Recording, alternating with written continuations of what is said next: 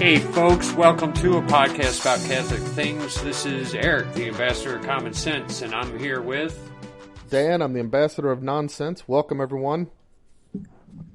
Hey, I think we're on a roll now. We're starting to get back in our groove. That's right. This is Veterans Day. This is Veterans Day.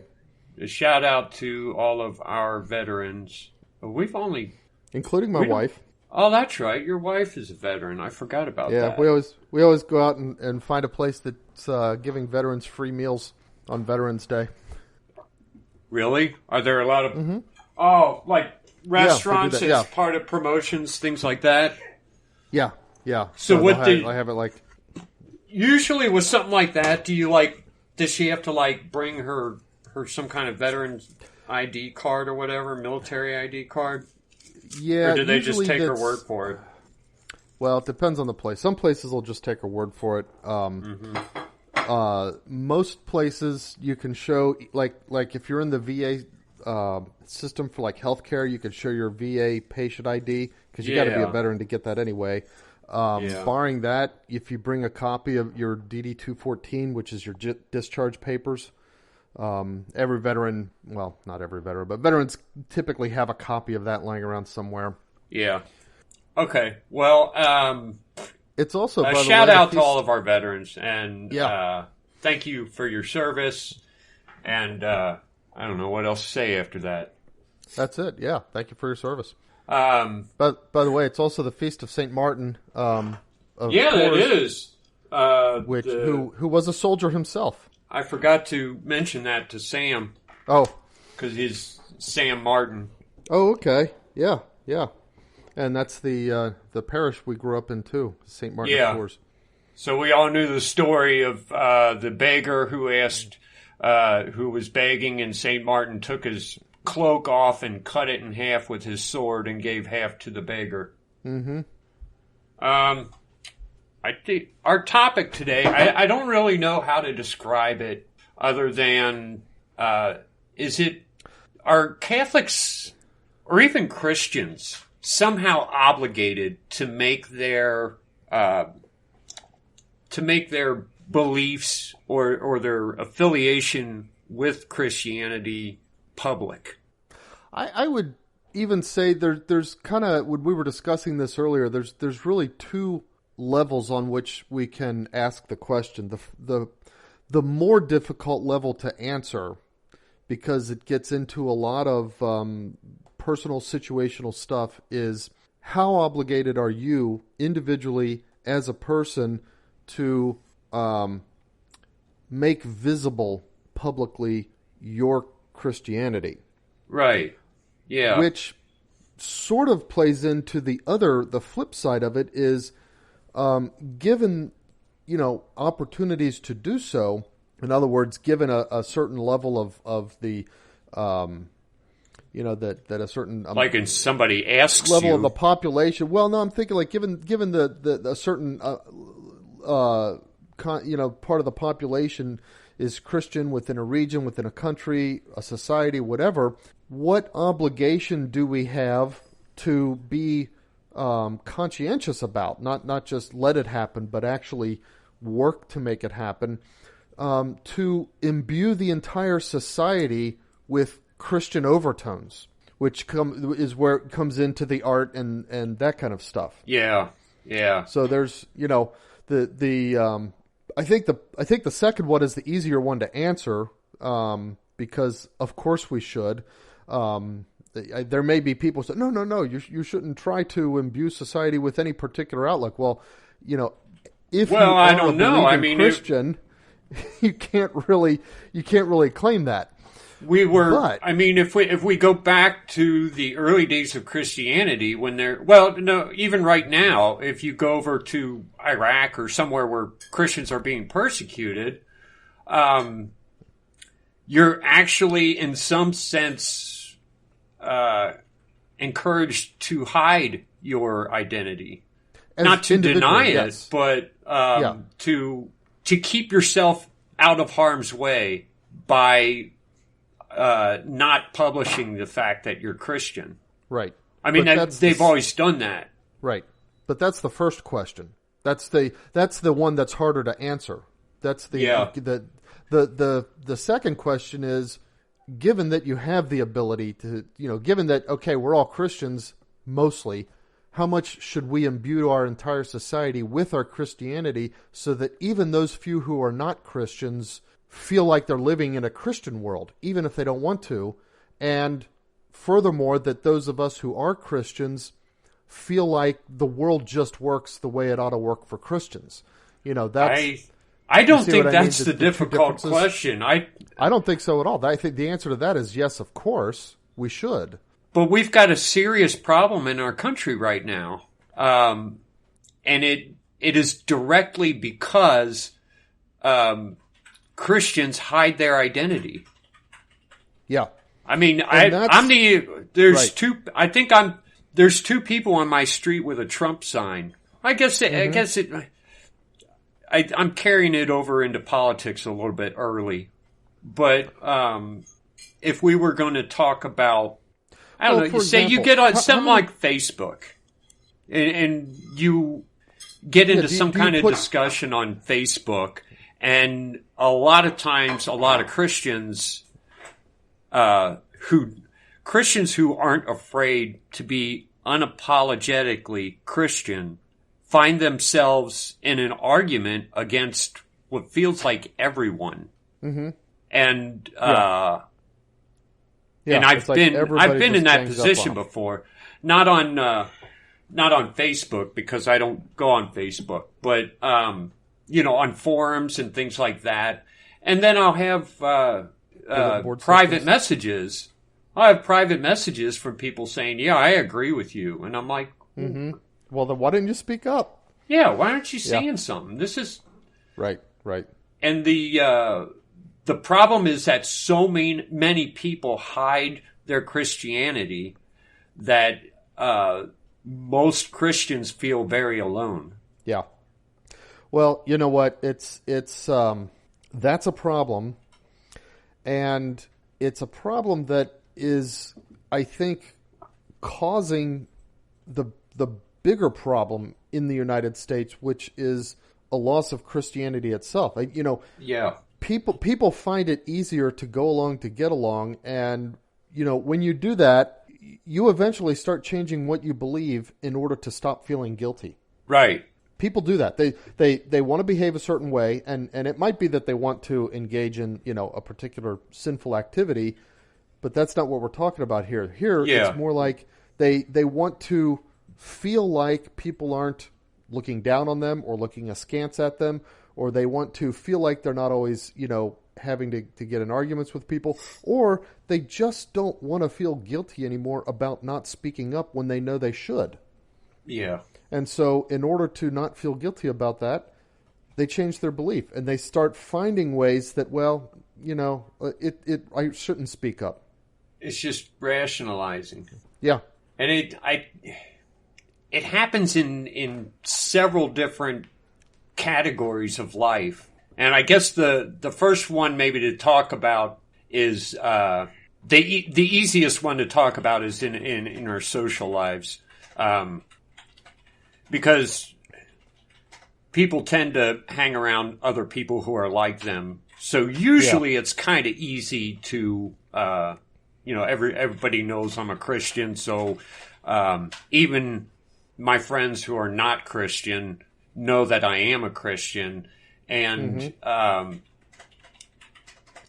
but on the same token, it's like, okay, you're at a party or something, and a subject comes up, and you know that if you say something, there's going to be a big argument, and people are going to say it's that Christian guy who's always bringing this crap up. And to me, I've always had fun doing that. I do it just to do it. Stir the pot a little bit. Yeah. But for a lot of people, it's embarrassing, and so they don't bring it up in social situations. Whether it's a party or whether it's just, you and your friend having dinner and he mentions something that you really ought to say something about, but you don't because you just don't want the headache, I guess. But don't want him looking down on you. Sometimes, and I'll confess this, most of the time that I later feel like I should have said something, this is actually what happens. I know I should say something, and when I'm not in extremely familiar company, family, very close friends, and so forth, I have to formulate what I say before I speak. Yeah. I can't just open my mouth and have things come out. It doesn't, my brain won't work that way. But by the time I have something formulated, conversations have moved on, and it would be very awkward and forced to try to go back and bring something up. Yeah, because then it's like, okay, then it is the fact that you're just preaching, and and then it's you're not obligated to preach. Yeah. And it kind of, it piles on, because then it's like, well, gee, how can I guide the conversation back then? And by the time I could possibly figure something out for that, it's moved on even further. It's changed again. It's always a question that I'm incapable of being ready in the context with what ought to be said, or even being ready in the context with anything that could be said. It's not that, oh yeah, I want to say this, and I start hemming and hawing with myself. Is it the right thing to say? Is it the right time? It's just that, just the assembly of the words themselves takes too long to get together for me. I'm more of a sit down and work it in my brain and get it down in writing. And that's why I do the blogging and write essays and that kind of stuff. Yeah. That does happen often to me as well. And it's not that big a deal. But one of the questions I would ask is, let's say you thought of the conversation opened itself to you saying something that sounded Christian. Would anyone be surprised by you saying it? No. Okay. That's the big thing. And a lot of times, a lot of people would be surprised by certain people saying stuff because they hide their Christianity so well. It's like, you have no idea. Oh, wow, I didn't know. Yeah, you really feel that way? I thought you just were with the rest of us. And that's a problem.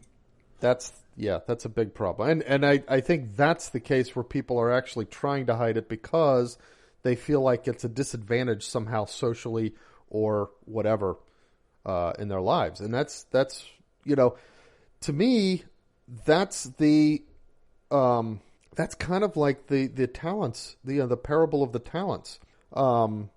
If you think about the master who gave the stewards of his estate while he was away, and he gave some a lot and some a little bit less, and some he gave just a tiny bit to, and two of them went out and invested them, and the third one just kind of hid it in the ground. He buried it. Okay? Yeah. So when we're given the gift of faith, and we, some of us are given a lot, some of us are just given a little bit, but we're all given it, and we're expected to use that. We're expected to invest it, to place it with the money changers, which is basically putting it out there in society, letting God do his work, through at the very least our example of living, and letting people know that this is who we are. We identify as Christ. And you hide that. You're the servant who buried the money. Now, it's kind of interesting. Jesus picked the guy who got the tiniest bit of money to be the guy who got picked on. Yeah. And so, and then his master, when he got back, said, okay, take his money away, give it to the one with the most. But Jesus didn't need to say this. I think everybody else who was listening to him got it. But if this was how the guy was treated, who was given just a little bit of money, how badly would the guy have been treated who got the most money if he had just buried it instead? Yeah. You see, the treatment would have been correspondingly worse for him if he hadn't invested that money.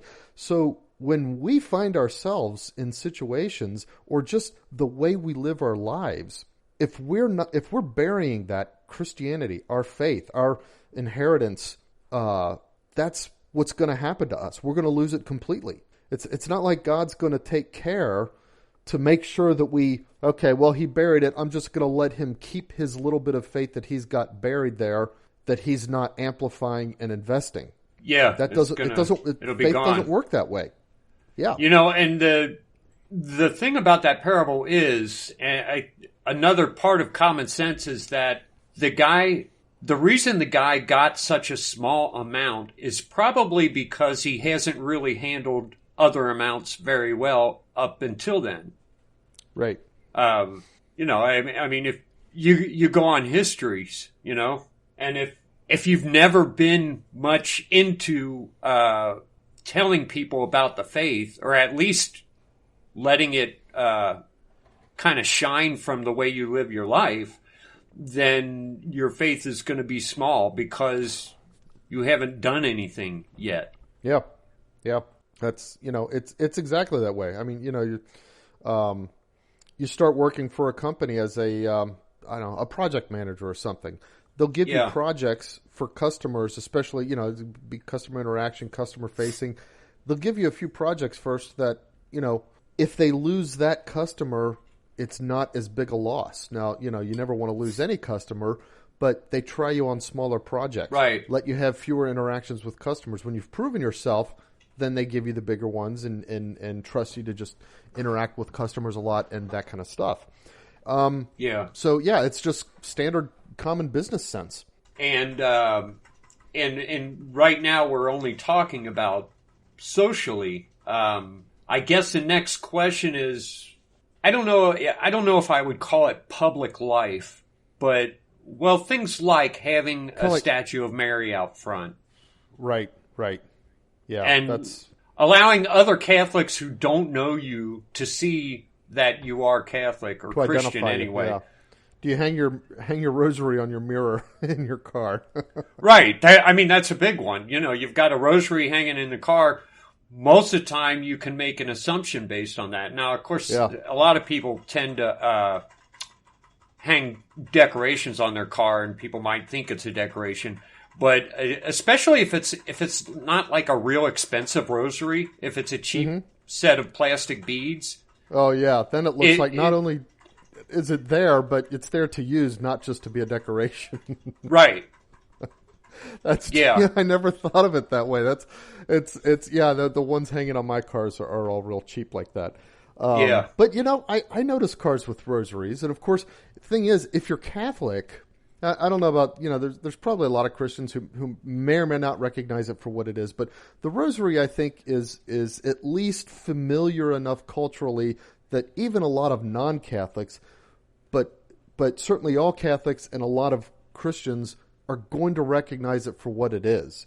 Yeah. Oh yeah, they're Catholic, and if it's another Catholic, it'll be a good thing. Oh yeah, there's Catholic. Somebody that I can relate to. That not only Catholic, but a enough of a thinking Catholic they've got a rosary there in their car, whether they ever use it or not. Some Christians may look at that and say, "Oh, one of those Catholics," or he may say, "Okay, he's a Catholic, but he's another Christian." I don't know that, but yeah, making it so that and the thing, or another one is you go out to eat. Do you make the sign of the cross when you say your prayers? Well, as a family, right. If you take your family out to a restaurant, you all say, "Okay, before we eat, we're going to all make the sign of the cross, say grace." That could be. In fact, we were out at one place once, and the waitress even said, "I think that is so neat. You take the time to pray before you eat." Mm-hmm. So that's also a big deal with when you've got a lot of kids. Usually, if you're a traditional Catholic and you have a lot of kids and you do go out to eat, a lot of times they're better behaved than most. Not always. That's true. Not always, but that's true. My kids, I don't know. I guess they get kind of rambunctious, but I usually get compliments. Especially, we never went out very much, but I take my kids to mass every week.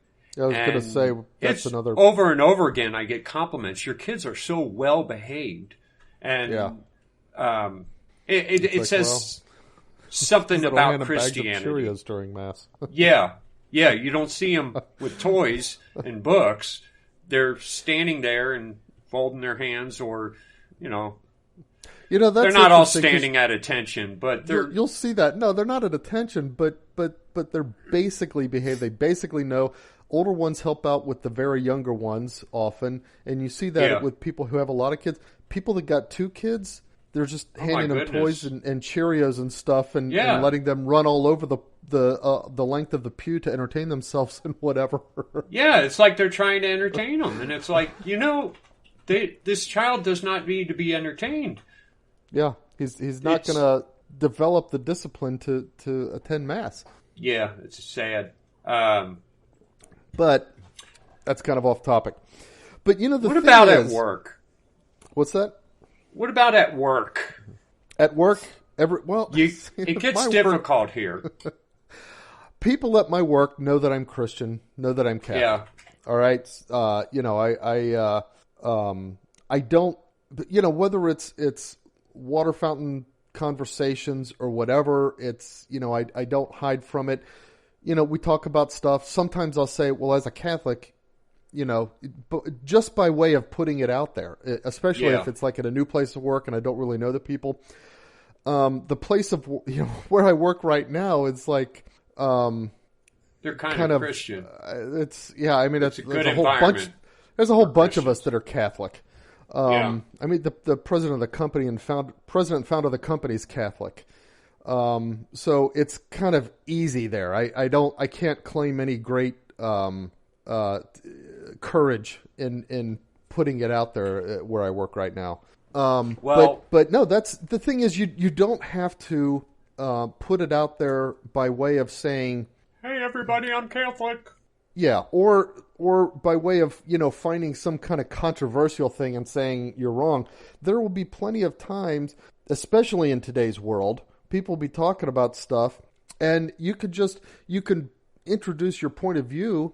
Of course, these days, when it gets into politics, if you're conservative, you're probably afraid on that score to introduce your point of view. But if there's something that there's a point of view that has some bearing on the way things ought to be, you can just say, well, as a Catholic, I feel this, or as a Catholic, I have to say this, or something like that. Or sometimes it's not even that. It's like, we Catholics, we all believe this, or something like that. It's not. It doesn't have to be something that you go around waving a flag. You can put it out there, let people know that's who you are, that you identify with Christ, and then they can make of it what they will. And then here's the thing, though. Once you do that, you're on the hook with God. You put that out. Say, I identify with Christ. You got to show a good face. Yeah, you can't be the guy that comes in late and leaves early, for example. I would say there's almost the guy that's slacking off or anything like that. You've got to be a good worker too. Then there's almost 2 phases to it. Before you're ever really in a conversation at work that you might even introduce the idea,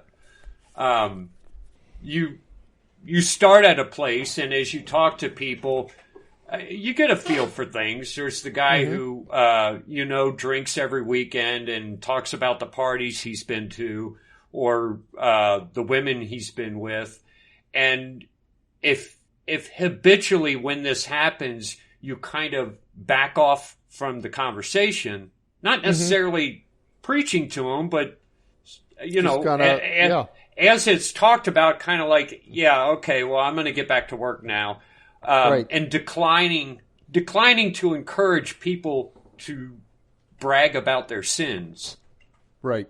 That goes a long way first. And most of the time they can guess what you are after that. Sometimes they might just think, well, he's an old fuddy-duddy or something like that, or there's something wrong with him. But generally, they will already think of you as the Christian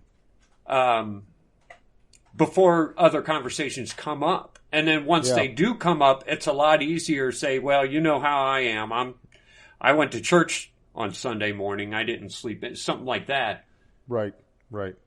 Yeah, that's of course, these days you back off the conversations like that, and in today's environment, and you probably aren't aware of how much this is being kind of drilled into people's heads, but there is in the corporate world so much like forced training about sensitivity and harassment. Oh, yeah. And what do they call it? Hostile workplace and all that kind of stuff. Right. Somebody's as likely to think, oh yeah, he's one of those. Who's sold over to the whole PC thing, that kind of stuff. But you know what? That's okay. You can't let the possibility of being misinterpreted keep you from being Christian in how you present yourself. The thing is, and I've been in work environments where being the Christian it's not a good thing. It's kind of like, really? oh yeah, because I've been in situations where they really dislike Christians. Huh. But, and so like I said, I'm not talking about preaching to anyone, but they know I'm the Christian. Mm-hmm. In those kinds of situations, every now and then, one of them might want to know more about Christianity. Oh, and right. You're the one they come to. Why do you guys pray to statues? Just questions like that that may not even be intended to be. That's one of the things. People will ask things that are not intended to be derogatory. They're just like, I don't get this. Why do you do that? That kind of thing. Right. The same way you might ask a guy, why do you treat women that way? Well, no, that's kind of derogatory. It might be, I don't get that. What somebody might say, why do you spend all your weekend fishing? I don't get that. Right. Kind of like that. And it gives you a chance then to preach without preaching. Yeah, exactly. Because it's more of I hate to use the word, it's more of a dialogue. Mm-hmm. But it does happen. And a lot of times, I think throughout most people's lives, they come to some point where for some reason they feel some kind of tug toward Christianity. Yeah.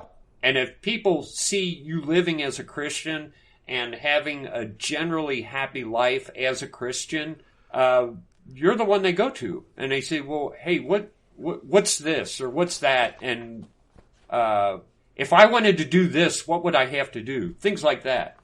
Mm-hmm. It opens a lot of doors for you in way of evangelizing. If people know you're a Christian, both by what you say and by what you do. Yeah. And at the workplace, I think that's probably exactly what it needs to be. Certainly, it should never be hidden for the sake of furthering your career. Right. And you know what? That's part of that is part of our obligation to proclaim our Christianity, by how we live, by example, and by making it clear that we are Christians, especially in a culture where, it's not like we can say, I've got to hide my Christianity because they'll haul me away in chains and then my family will starve or anything like that. We are not that culture yet. But since we're not that culture yet, part of it is, there's certainly that obligation there. And part of it is, are you Hold on, I just lost you. Oh, sorry. I can hear you fine, though. I don't know if I lost you or Hello? if you lost me. Are we back? Hey. Can you hear me back now? I don't know. I could hear you the whole time. And yeah? Yeah, right up until when the call disconnected. That's weird. Yeah. I don't know what happened. All right. So, now we got to figure out what you were saying. Oh, okay. No. I was saying that in part of the responsibility to sort of proclaiming your Christianity, because we are in a world where you're not going to be hauled away in chains or anything like that. It's not like you got to hide it for reasons of safety or anything like that. But when somebody does ask you that question, you should be able to answer. So part of proclaiming your Christianity is having that reserve of knowledge of why you do the things that you do as a Catholic. Yeah. And that's one of those things that it's not like you can read a book and say, all right, now I know, in case someone asks me, I know what I need to know. Yeah. The more you live as a Christian, the more you learn about it, but that means doing things other than just going to church once a week. It means maybe reading books or listening to certain podcasts, like a podcast about Catholic things like that. Exactly. Yeah. And having your own devotional life.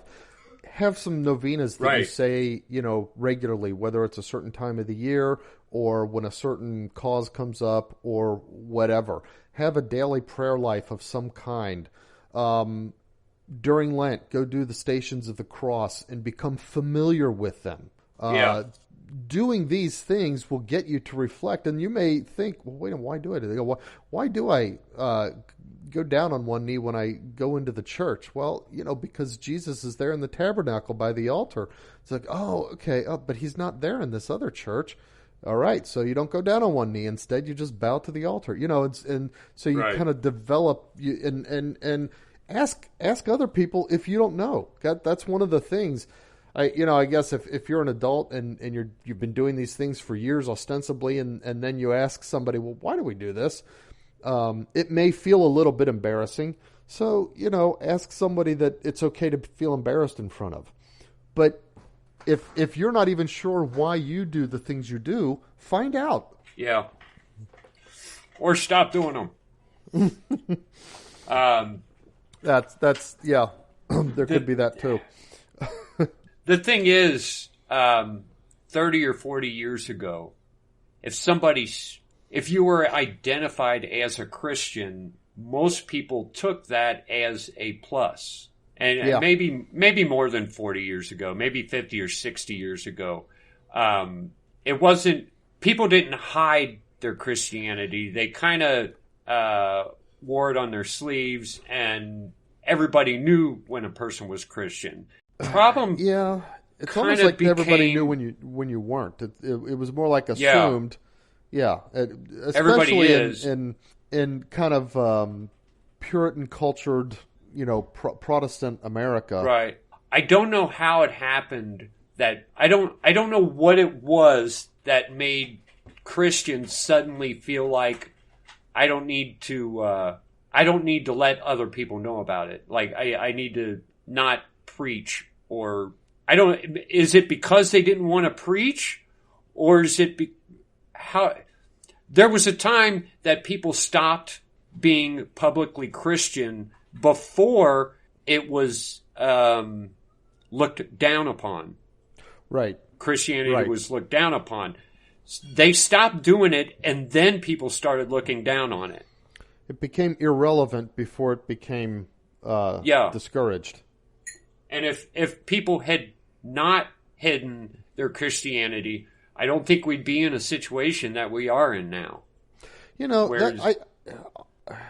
I honestly think that part of it has to do with our legal systems, and this is something that maybe we could have stopped. Maybe this is another example of the parable of the talents, because it was so easy to be Christian and to make society feel Christian, in the United States once upon a time. Yeah, the Ten Commandments on the stone out in front of the city hall it's just a thing. And for example, So, but the thing is, so our system of laws, we've gotten rid of that. We've gotten, we've tried to divest, even at a local level, all the government institutions of any sort of Christian symbolism under the manufactured guise of a separation of church and state. And then it went even a little bit further and tried to make it so that even if you weren't a government institution, but just a guy engaging in business or a business, you can't make Christianity part of your business transaction. So, for example, I got to be really careful how I say this here, because this is something that, it kind of grew out of the civil rights laws, especially with regards to things like work anti-discrimination and that kind of stuff. And certainly that under the law, there shouldn't be any, discrimination of say, legal protections. Well, okay, the law says it's not okay to rob one guy, but it is okay to rob another. That would be wrong. That kind of stuff. So equal protection of the law and all that kind of stuff is great. And yes, certainly people should not be, discriminating on the basis of race and that kind of stuff. But this sort of, this broad intervention, this sort of assumption that grew into American society, and actually I think society around the world, that says, hey, we, society at large, we the government, we the state, we whoever, we have the right to tell you not only what you may or may not do in terms of business practices, like, okay, you're not allowed to you use your money in order to try to force mothers to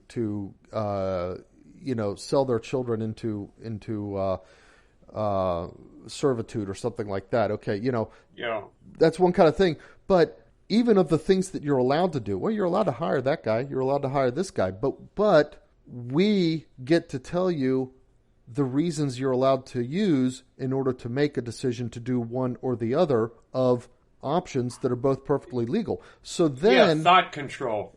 Yeah, thought control, exactly. So now there's this sort of not explicit, but nonetheless this sort of cloud of oppression against the idea of, hey, all right, I'm going to buy from this company because he's a Christian, or I'm going to hire this guy because he's a Christian, and not in the sense that, all right, I'm out to get non-Christians, or I don't want to benefit non-Christians or anything like that. But, this idea of it's an advantage, when you're dealing with me, it's an advantage for you to be a Christian, not because I'm going to gyp you if you're a non-Christian, but because I will prefer to deal with you if you're a Christian. There's a level of understanding. There's a level of brotherhood and sanctity that establishes. And even to take it a little bit kind of further, look, I want to hire a guy who I think is trustworthy, who won't steal from me, who will work hard because it's good to put effort into whatever you're doing. Right. And who isn't going to go home and get drunk every night so that the next morning he's not hungover. And Christianity encourages all that. Right. So it would make sense that I would hire a Christian because that's the kind of person I'm looking for. Right. Yeah. There's a foundational commonality in what is considered good in terms so of we job can call it and profiling, so forth. but it's a lot easier to hire a good Christian because he's got all the stuff that you're looking for in an employee. Right. But you can't do that. Right. That exactly. So now there's this sort of this oppression of kind of decision-making freedom. And again, it's not that, society is saying, sure, you can have A, you can have B, you can have C. We don't care, but the reasons for picking A, B, or C, they better be on our list of approved reasons. And that's got people. I think that more than anything else has to do with suppressing this idea of Christianity being a social advantage, turning it into an irrelevancy. And now, as you can see, that was actually probably a little bit of the work of the devil. Now it's becoming a disadvantage in America to be a Christian. Yeah, and now more and more people hide. They call it Trump shy. They're afraid to admit that they're for Trump. But it's so much more than that. It's Christian shy, and they're afraid to admit that they are Christian. And it's it's gotten bad to the point where people feel ashamed to be Christians. And the only way that it gets better is for Christians to be a little bit more loud and Taylor Marshall brings it up every once in a while. We need to take up space. Yeah, exactly. We need to be out there. We need to occupy cultural space in our society. Yeah, and not be ashamed of it. Not feel we have to explain it every time and say, well, this isn't bad. This isn't... we don't hate gays. We just don't care for what they do. And we don't have to explain that every time. Right. We're against homosexuality. It's a sin, and we think it ought to be stopped. Right. And so we should just act that way. We should discourage that whenever possible. So then we get to things like, see, this plays out so much in this election because people, I do bring it back to Trump because people are so afraid to admit publicly that they're for Trump.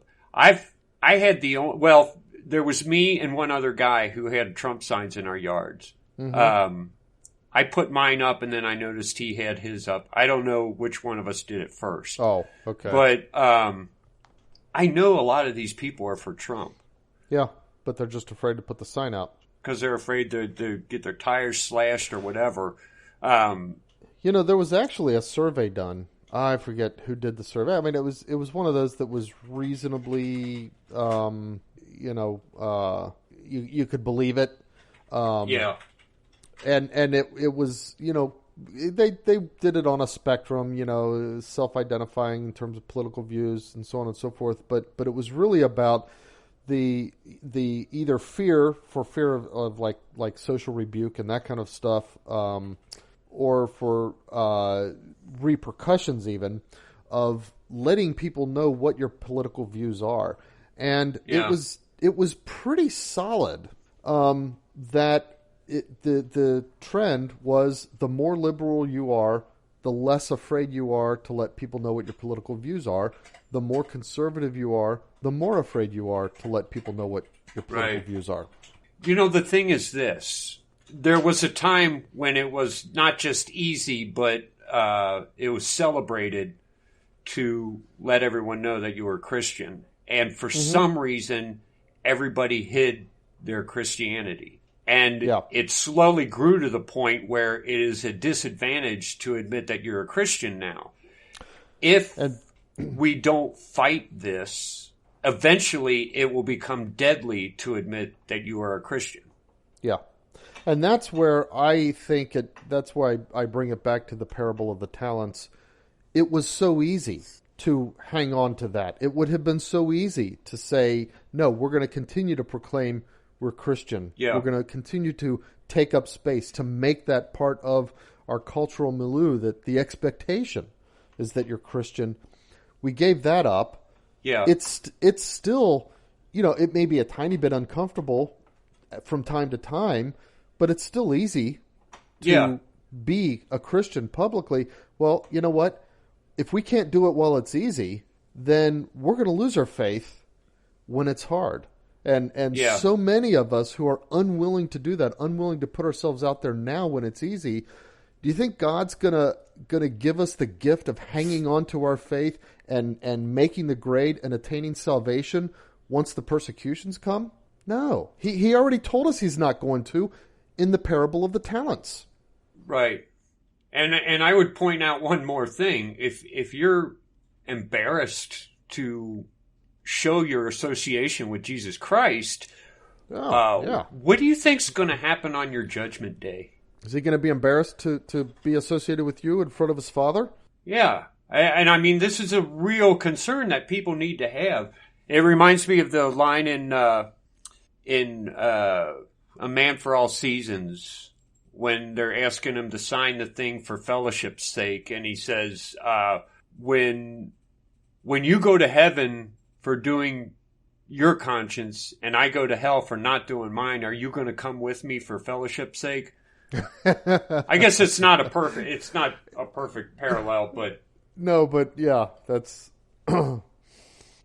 but that's the thing. I mean, if you've got that, if you already feel like your Christianity shouldn't be proclaimed anyway, then why don't you just be honest and quit being Christian?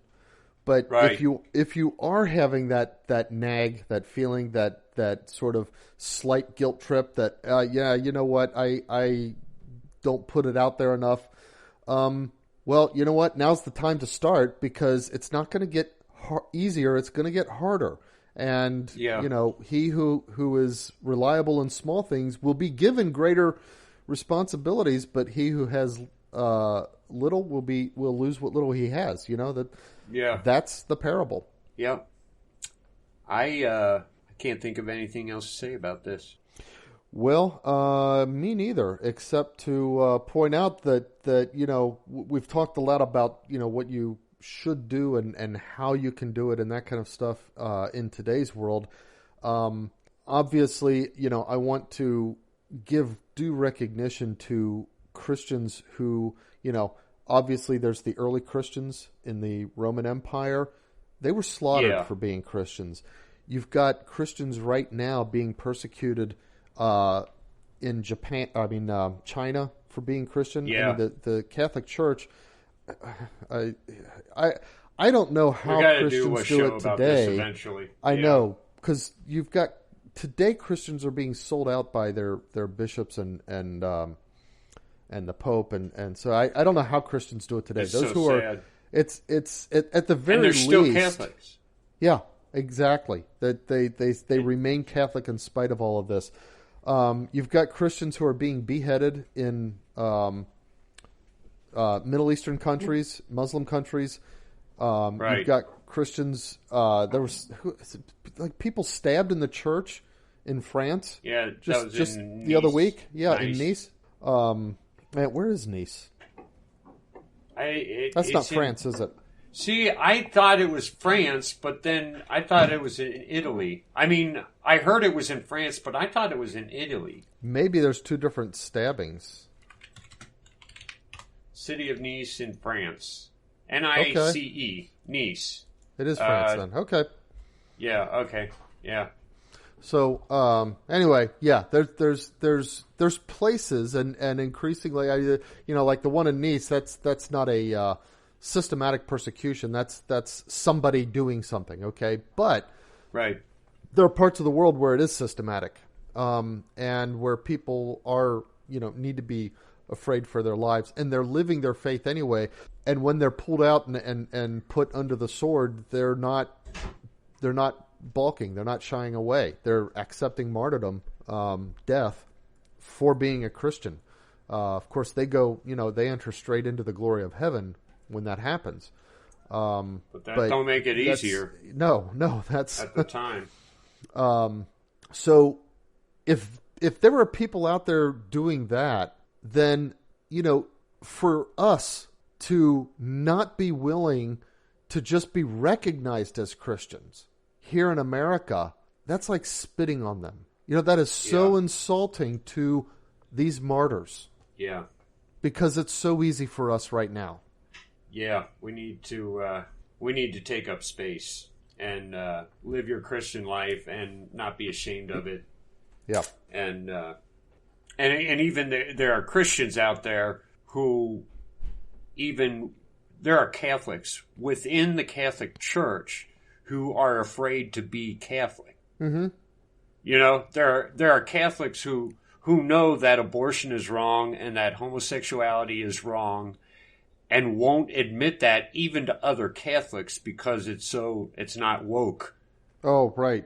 That's, yeah. And certainly Catholics who realize that Trump is kind of the last chance for America and that he needs to be supported, and who still refuse to support him because they would be shamed in front of their other Catholic friends. The priest at St. Martin's congratulated the president-elect Biden on Sunday. Yeah. Which, by the way, should we... Let me explain this to everybody. Biden is not... Even if all the tallies of all the states stand, even if you accept them as they are, and even if there were no challenges, Biden is not the president-elect. Right. Biden does not get elected by the people of the United States. Biden gets elected, or the president, whoever he is, gets elected by delegations of electors sent from each state, And on December 14th is when there will be a president-elect. Until December 14th, there cannot be a president-elect. There are just candidates. They are still candidates. So, stop with the foolishness. Yeah, and support the one guy who's trying to clean up Washington, because I'm telling you, he is the last chance. Yeah, I don't believe there will ever be an election again if he's not. If they steal this giant one that so many people were so pumped up about. Is there going to be another one where you can get that much enthusiasm to where it won't be easy to steal? No. From now on, they'll be super easy to steal. It's like we took the main guy out. We could do anything, and that's what they'll do. Now, we should do another one on that, but because I'm actually seeing some hopeful things in what's going on, even if Trump doesn't end up winning, that he could end up doing us a lot of good.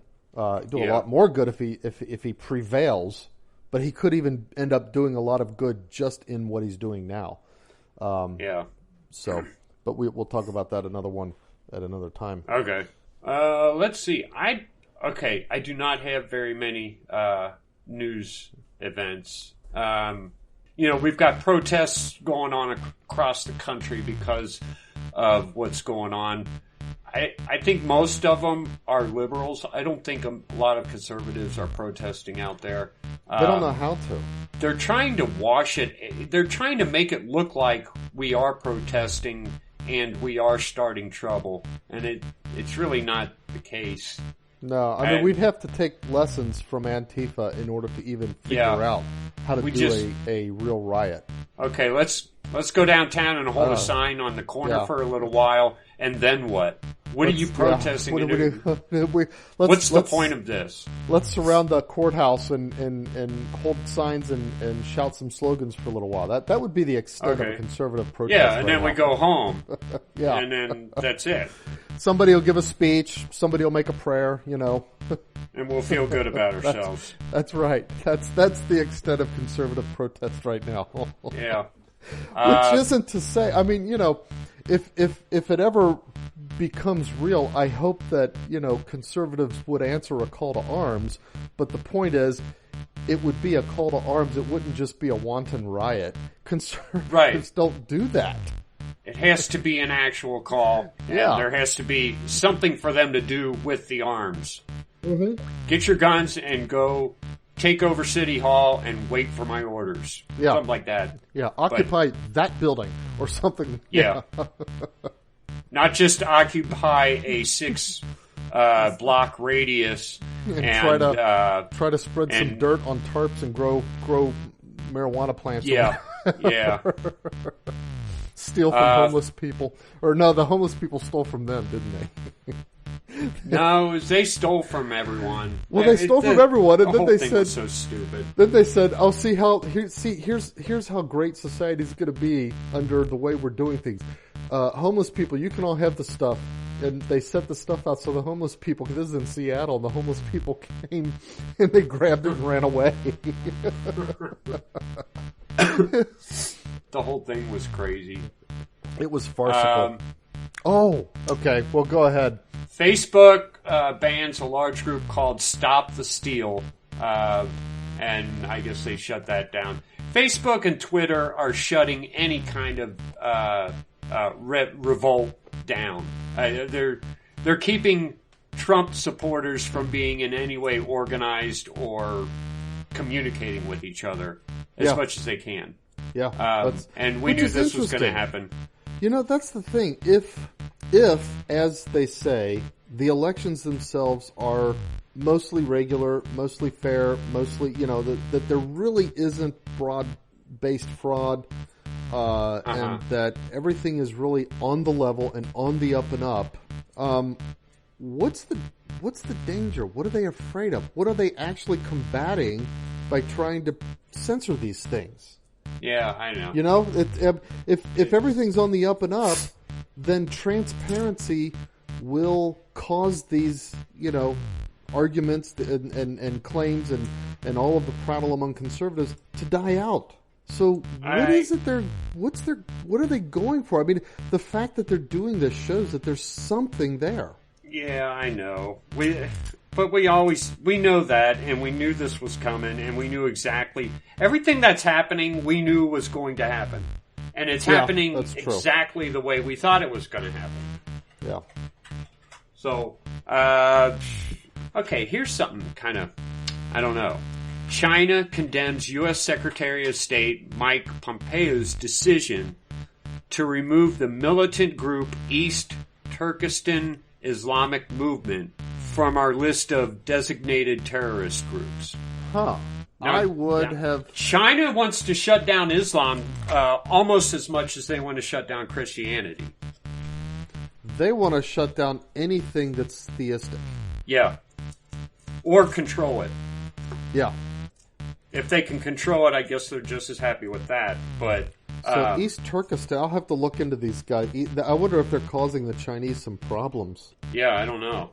They're upset because Mike Pompeo is no longer designating them as a terrorist group. And who knows? Maybe they're not. I don't know. But I'll tell you what, under Biden, they'll become one. I don't mean that Biden will designate them one. What I mean is that there will be a rise in ISIS-type groups and quasi-states if Biden gets into the White House. We'll see it. It'll come back just like it came under Obama, and it'll be worse. Yeah. You know what? Everything else is about Trump saying I won and Biden saying I won, and all of the networks going with Biden. Other than Trump, he fires the defense secretary, Mark Esper. Yeah, I think that mainly had to do with Esper's disagreement with Trump over the threshold for invoking the Insurrection Act. Yeah. To put down riots. Well, Trump had tweeted something to the effect that, hey, I do have control of the military, people, don't worry. Okay. Well, that's good. Because, I mean, I think Trump's threshold was, if they're attacking a federal building, that's the threshold. And I think Esper didn't agree with that. Okay. Yeah, he had talked some smack earlier, I remember, and I thought, why is he there? Mm-hmm. I don't know. Yeah. Trump's so alone. Trump is so alone in Washington. I know. He's still swinging. He's still fighting. He's even out there playing golf. Yeah. He just needs our 100% support. Yep, and absolutely. Just stand ready. That's all the news I got. We had a short show today. All right. Well, I got a couple things. A few of them are things that I found on the New Oxford in my New Oxford review, and a few are things that I just found online. This kind of ties into what we were talking about. So we were talking about Seattle before. Okay, so according to the New York Post, the city of Seattle has... Okay, so you know the whole defund the police thing, right? Yeah. Okay, so Seattle has hired a convicted pimp who has gone to jail, gone to prison for pimping girls, some of whom were even underage. So Seattle hires this guy on a $150,000 contract to come up with alternatives to policing. Was it the... This is back in September, the New York Post. His explanation is, he says that his particular genius, or his genius in this particular area, is saying that he can talk to gang members, pimps, and prostitutes who won't sit down with anybody else. Oh, okay. So that's gonna be your alternative to police. It is, we're gonna divide the neighborhood up and put gangs in charge. That's Seattle's alternative to policing. This is why I just don't believe the election results that are being told to us right now. Nobody in their right... Look, Hamilton County, we had a sheriff for a long time. I gotta say I'm pretty happy with the Hamilton County Sheriff Department. Mm-hmm. When we call them, they come. They don't harass us and pulling us over every 5 seconds and give us tickets for we do get pulled over sometimes, but it's usually, hey, your light's out, you get that fixed. Usually it's just so they have a pretense to run your plates down. Mm-hmm. They do a good job. And they said, we are not going to be the mask police. Do not call us. Actually, I take that back. They may have agreed to arrest people for the masks. I don't remember at this point. But what I do know is that our sheriff the incumbent lost to this woman who's pro defunding the police and has been in jail, actually, has been arrested. I think she's been convicted. I don't remember what for, but there is no way this woman won.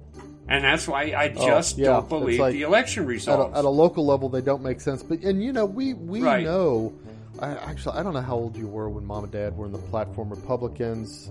I remember.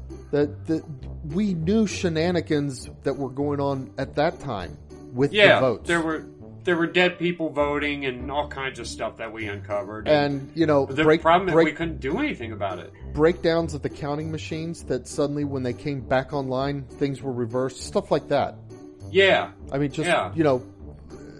But yeah, like you say, you couldn't do anything about it. So anyway, pimps are going to be that's the defunding police plan.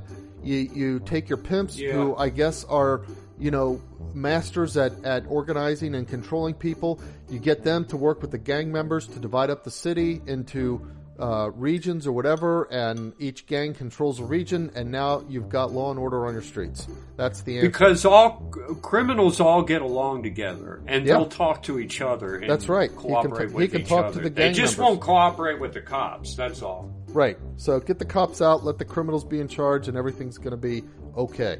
Hunky dory. Yep.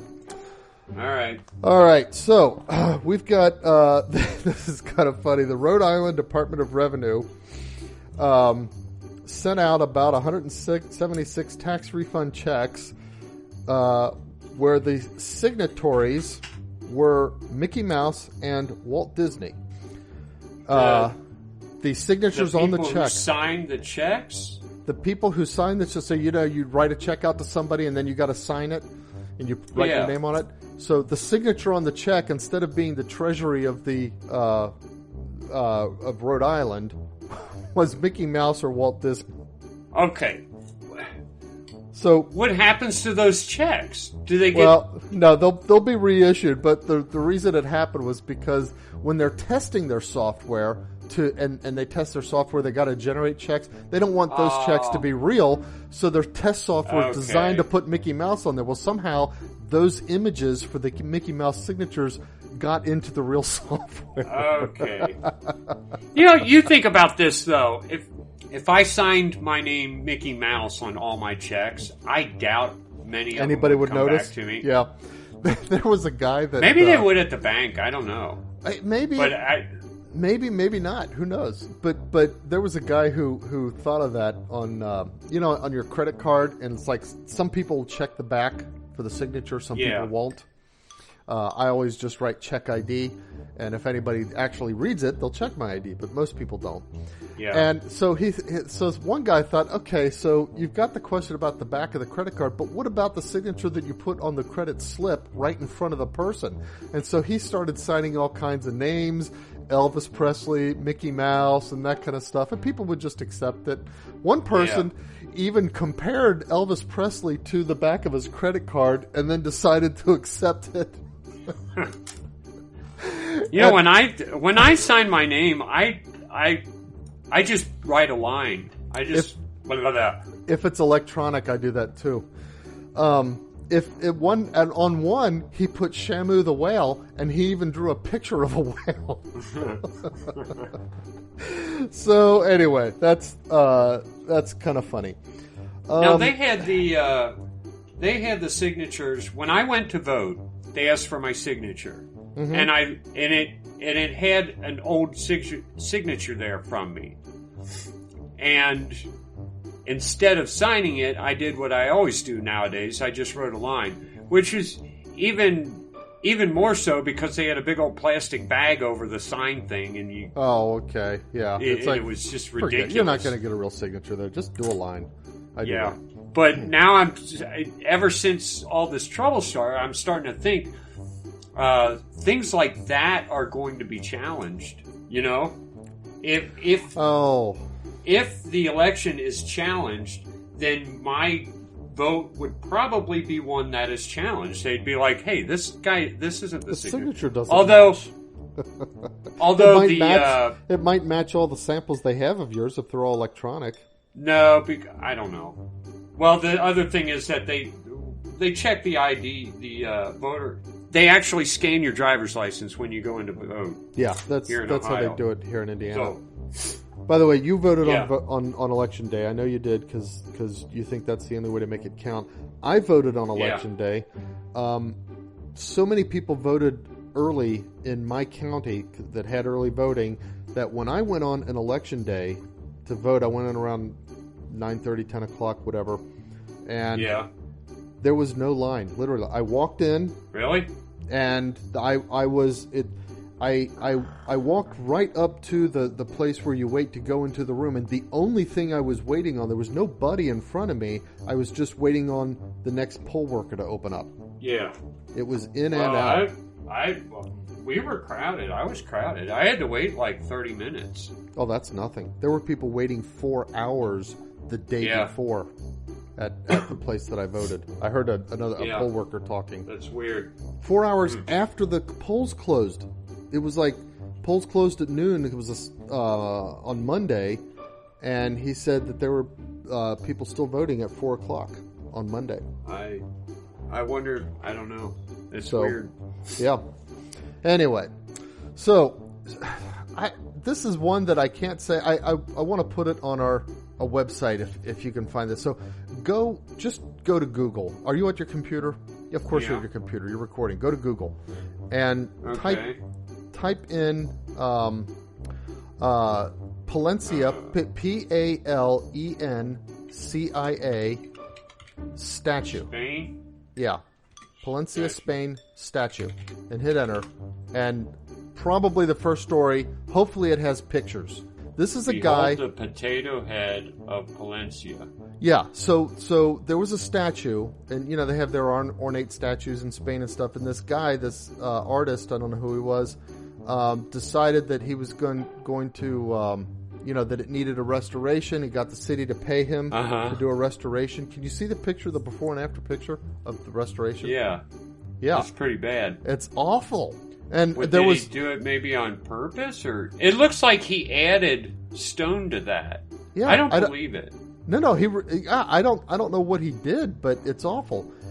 It actually is. There was about 8 years ago. Was it? Yeah, 8 years ago. There was another one, a fresco of Christ in another Spanish city that had a similar kind of effect. Somebody that really wasn't schooled in the arts did the restoration, and it made Jesus end up look like he had a monkey head or something like that. Yeah. Well, so, I'll tell you what. Are you at Google? Yeah.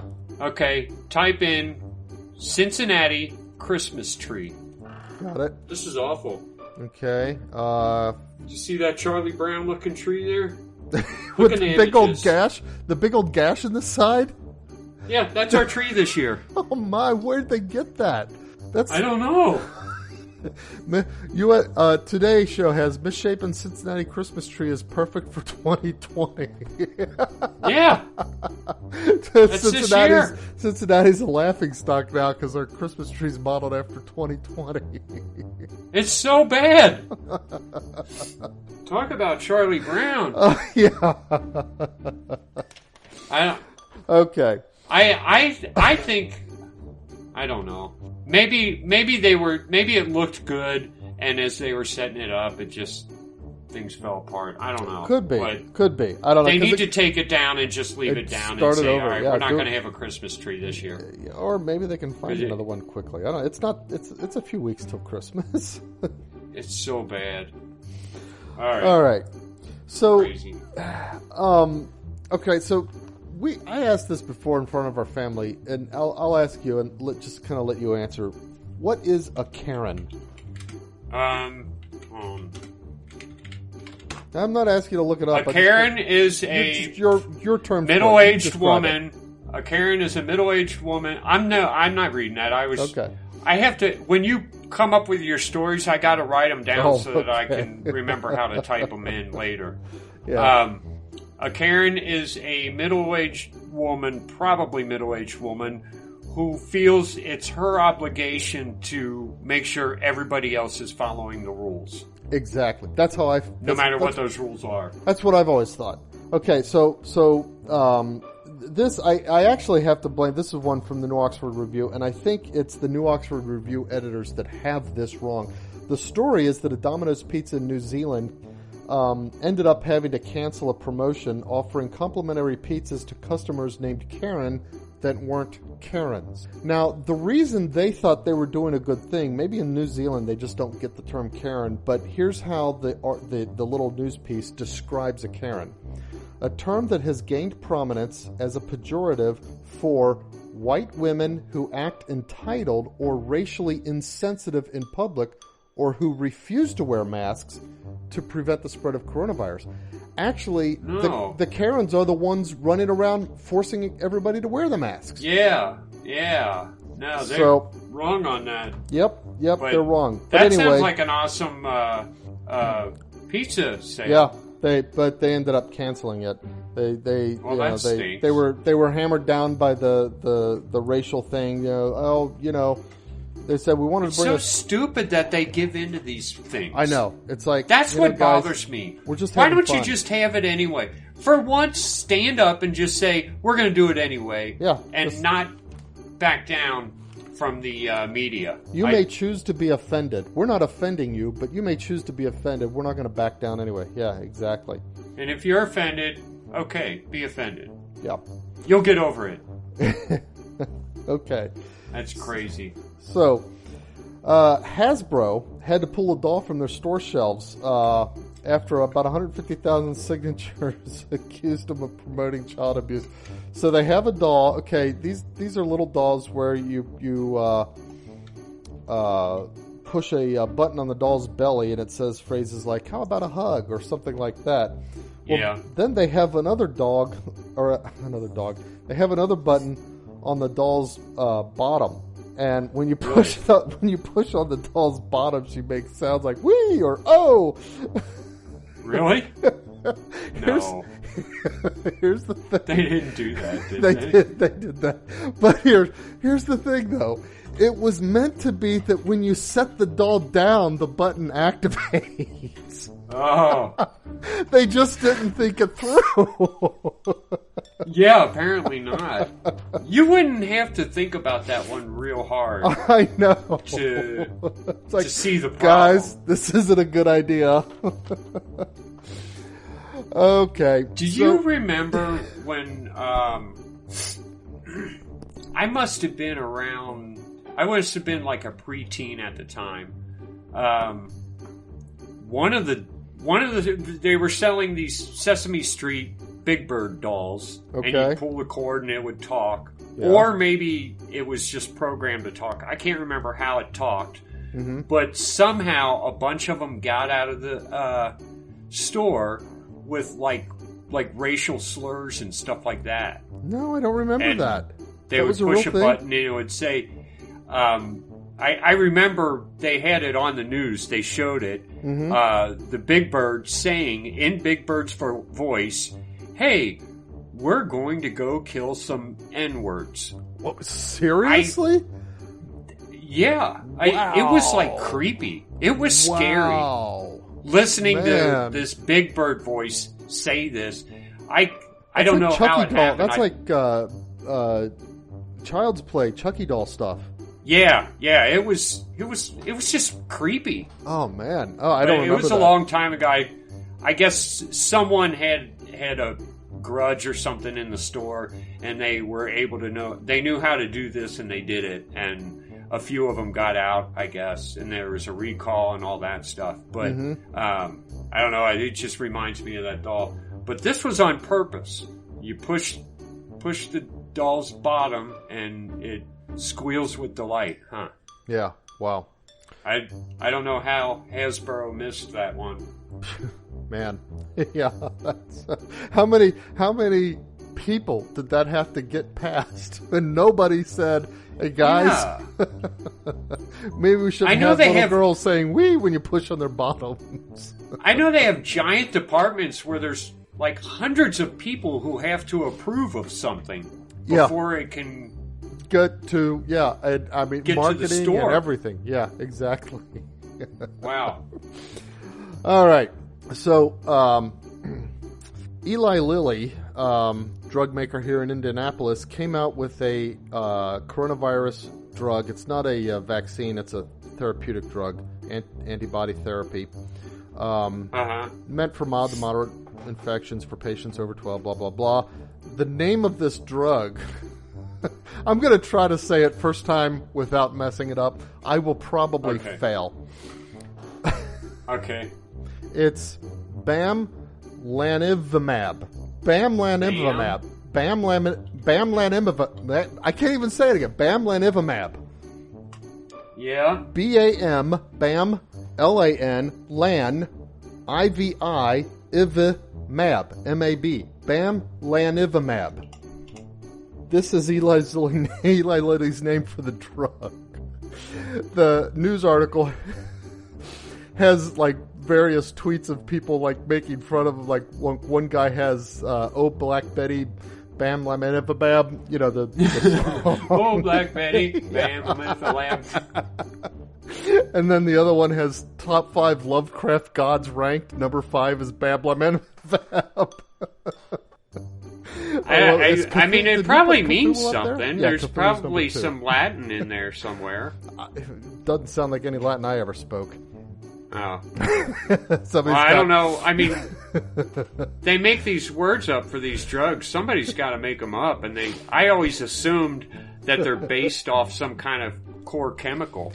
It could be. I don't know. Somebody's got... It's like they wrote, the drug is called, and then something real bad happened. Yeah. Or maybe somebody was just joking. They're like, watch, I'm going to put this. That's goofy. Yep. Anyway, so got a couple more here. One is just an interesting little thing. Guy in China, a bit of a heavy guy. This is going to be the irony. The irony is not pointed out in the little blurb that I've got here. But overweight Chinese man found his big belly to be a lifesaver. He got wedged in a well, prevented him from falling into it. 28-year-old got trapped in his family's well in a village in the Henan province after breaking through the wood that has covered it. He got stuck, so he just waited patiently while the firemen put a rope around him and heaved him up. But here's the thing. There aren't a whole lot of fat Chinese guys. Well, I'm thinking sumo, okay? That's Japanese, I think. You know what? You're right. That's Japanese. You gotta, I don't know. Japanese guys are a lot bigger than Chinese guys. You gotta work to be a fat Chinese guy, don't you? I think so. And then that means you gotta have food, and there's not much food in China anyway. Well, in this he must be one of the provincial lords or something like that. One of the wealthy, the elitists. Well, he has a well in his family's backyard, so... Anyway, here's the irony that they don't point out. He was so fat that it saved his life from falling into the well, that if he weren't so fat, the wood probably wouldn't have broken under his weight anyway. Yeah. All right, so we did China, now we're going to do Japan. A pair of Tokyo parks attracted worldwide attention for their unusual new feature, public toilets with transparent walls. All right. Wow. So we did one about toilets not long ago. I know.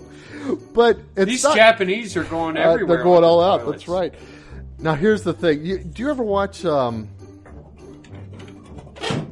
Did you ever watch the show Lie to Me? Lie to Me. No. Yeah, okay. You ever watch the movie Sum of All Fears with Ben Affleck and Morgan Freeman? I think I did, but I don't remember anything about it. Okay, well, there's this one part where they're going into the room that, you know, where he's kind of first being introduced to the, you know, high security discussion that they're going to have, and they show him walking in, and this the security guy closes the door behind them, and it's a glass-walled room that they're all walking into, and then suddenly all the walls turn opaque, smoky white. Oh, yeah. Okay. Okay, so these toilets are like that. So they're only transparent when they're not occupied. You go in, and then they turn, opaque so that nobody can see you.